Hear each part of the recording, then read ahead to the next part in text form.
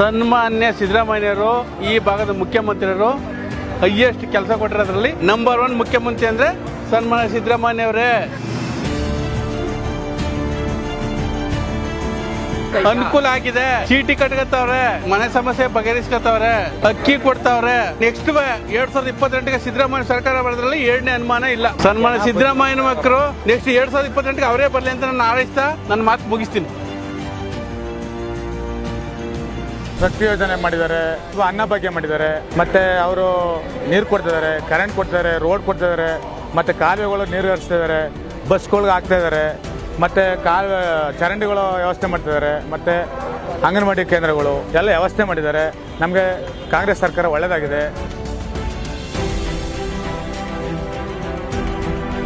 ಸಿದ್ದರಾಮಯ್ಯನವ್ರು ಏನೇ ಕೆಲಸ ಮಾಡ್ಯಾರ ಅಂತ ಬೇರೆ ಹೇಳ್ಕೋದು ವಿರೋಧ ಪಕ್ಷದವರು, ಆದರೆ ನಾವು ಹೇಳಲ್ಲ. ಕೆಲಸ ಮಾಡಿದ್ದಾರೆ ಅವರು 7 ವರ್ಷ ಆಯ್ತು, ಇಲ್ಲಿಗೆ ಇನ್ನೂ 2 ವರ್ಷ ಇರ್ತಾರೆ. ಕೆಲಸ ಮಾಡಿದ್ದಾರೆ ಅವರು. 2028ಕ್ಕೂ ಅವರೇ ಇರ್ತಾರೆ ಅನ್ನೋ ಉದ್ದೇಶ ನಮಗೆ ಇದೆ. ಅದಕ್ಕೋಸ್ಕರ ನಾವು ಹೇಳ್ತಾ ಇರೋದು, ಮುಂದೆ ಅವರೇ ಬರೋದು ಸರ್ಕಾರ.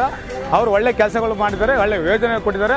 ಅರ್ಶನವ್ರು ಬಿಟ್ರೆ ಮಾನ್ಯ ಮುಖ್ಯಮಂತ್ರಿ ಸಿದ್ದರಾಮಯ್ಯನವರೇ ಒಳ್ಳೆ ಮುಖ್ಯಮಂತ್ರಿ ಅಂತ ನಾವು ಹೇಳಕ್ಕೆ ಬಯಸ್ತಾ ಇದೀವಿ ಸರ್.